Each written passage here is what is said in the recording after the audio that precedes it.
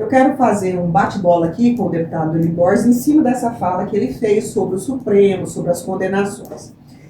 Lembrando, deputado, o senhor é legislador, mas o senhor tem pleno conhecimento de como funciona o Estado Democrático de Direito. O presidente Lula era ex-presidente quando, na primeira instância no Paraná, pelo juiz Moro, num processo considerado depois completamente ilegal, inclusive morreu o ministro do Supremo, né, durante tudo isso, o ex-presidente Lula, na época, foi julgado em primeira instância por supostamente ser dono de um triplex, que já foi leiloado e vendido pelo verdadeiro dono.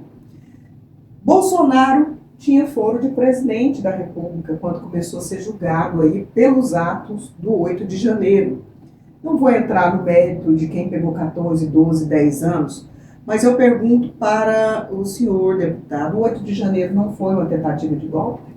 Em absoluto, Roberta. Vamos retroagir a 2014, quando nós tivemos a invasão do Supremo com quebradeira num nível maior do MST. Eu pergunto, houve alguma coisa? Isso é um fato de um passado que se foi. Portanto, 8 de janeiro, e a minha avaliação, excetuar aqueles que estavam ali para fazer quebradeira, que é uma meia dúzia, que paguem pelo erro, correto?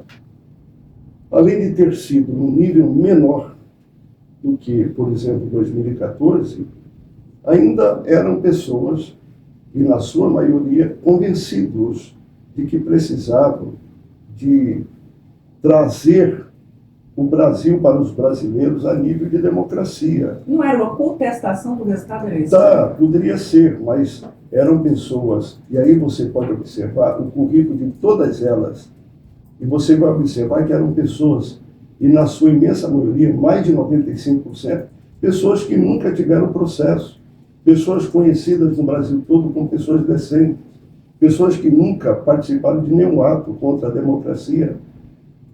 E aí eu trago à existência uma expressão da Bíblia, pelo fruto você conhece a árvore.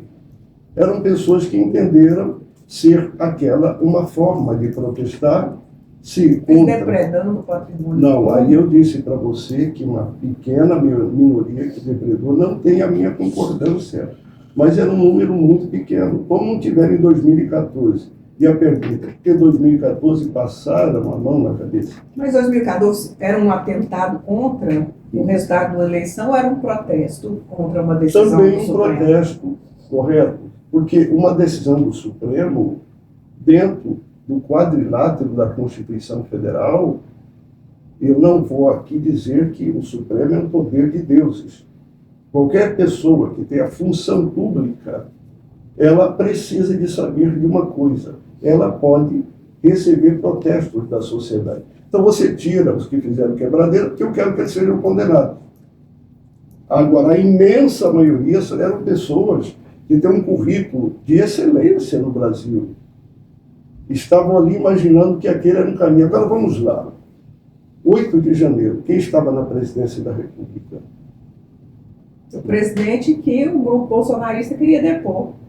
Pois bem, Eleito é pelas urnas. uma questão. Tá. Ele, em 15 minutos, ele impediria, se quisesse, bastava um toque aqui no telefone, a Guarda Nacional não teria deixado aquilo acontecido. Eu estou em Brasília. Queriam que acontecesse para criar todo esse factóide. Olha, o camarada que estava presidindo a República, há 8 dias, tinha o controle da Guarda Nacional. Não tinha nem do Exército. A Guarda, não, o Exército, constitucionalmente, tem a missão de defender o Brasil. Eu não estou condenando o Exército. Lamentavelmente, entregaram pessoas, dizendo que elas iam para a rodoviária. Pessoas simples, vocês sabem dos fatos. Agora, a Guarda Nacional está ali para proteger o Brasil e os poderes ali naquele quadrilátero nacional. 15 minutos. Chama a Guarda Nacional que está vindo um movimento. Por que não fizeram? É uma pergunta muito curiosa, Roberto. Muito bem, essa guerra de narrativas ela vai permanecer por muito tempo, mas eu quero fazer agora a chamada da pergunta da nossa editora-chefe, Shirley Cruz. Boa tarde, deputada Eli Borges. Aqui Shirley Cruz, do T1 Notícias. Então, o senhor teria uma reeleição garantida, né, como deputado federal, até pelo forte apoio que o senhor tem do segmento religioso. Mas o senhor fez opção por buscar uma das vagas ao Senado.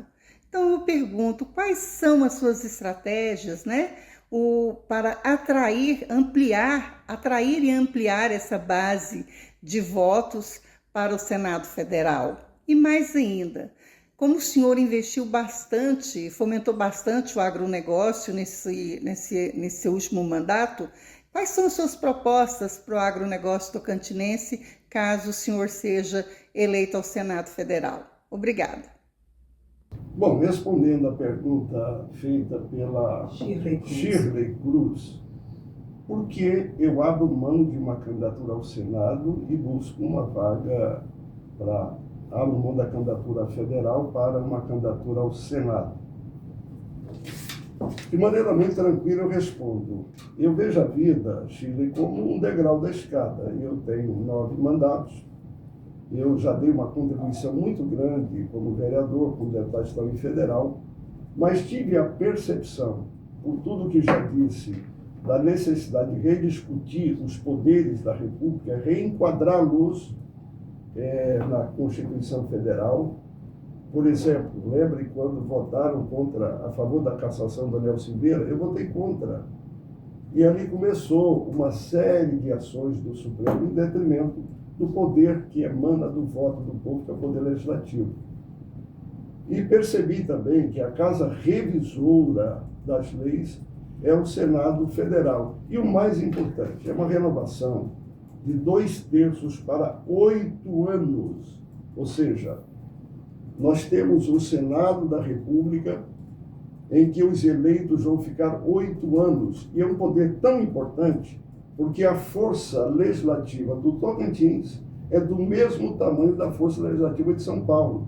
São 3 senadores por estado. Então, eu compreendi que poderia dar a minha contribuição no que chamo de instância mais alta do legislativo desta vez e ajudar a reequilibrar, ao Brasil se reencontrar, porque nós temos um país polarizado. E eu que sempre fui muito também de postura firme. Se você buscar até o ChatGPT, ele vai dizer que eu sou mais direita do Tocantins. Além do que, eu estou discutindo também CPF. Eu não tenho processo por desvio de dinheiro, que é um problema do Senado Federal quando um senador quer se posicionar. E eu tenho tido uma postura muito tranquila nesse sentido, porque a sociedade vai discutir o meu CPF e compreendendo também que com 81 senadores dá para fazer um trabalho melhor, já que como deputado federal eu consegui alterar umas 100 leis na defesa dos valores que acredito. Com relação ao agro, que é 1/3 do PIB nacional, que o Brasil venceu na época do Covid pela força do agro, em todos os momentos, quer seja como membro da comissão, quer seja como parte da bancada do agro, eu me posicionei. Por exemplo, nós temos um problema muito sério no Brasil, que é a segurança jurídica do campo, em função das invasões de terra, essa coisa toda. E eu discordo disso. Não é que alguém não possa ter o seu pedaço de terra, mas que o governo compre de fato e não tome direito de propriedade de ninguém. Isso é uma defesa do agro e é também a defesa do pequeno produtor que quer ter uma terra, mas devidamente legalizada. Isso é uma batalha que eu tenho travado, vendo inclusive os dois lados. Você quer ver um outro problema? O governo anuncia mais de 300 bilhões do Plano Safra, mas quando você vai no banco, o dinheiro não está no banco, ele opera com juro do próprio banco. Entendeu? E o dinheiro mais subsidiado. E tem muitos debates. Quer ver outro exemplo? Nós importamos insumos de outros países. Olha que coisa horrível. Nós somos um dos países que alimenta o mundo e trazemos de fora os insumos, que naturalmente tudo isso que você precisa para a cadeia produtiva, né? O adubo, etc. Quer ver outra coisa pior, que onera muito o custo de produção do agro? É a questão do petróleo. O Brasil bate a mão no peito dizendo temos autossuficiência na produção de petróleo, mas vai o petróleo para fora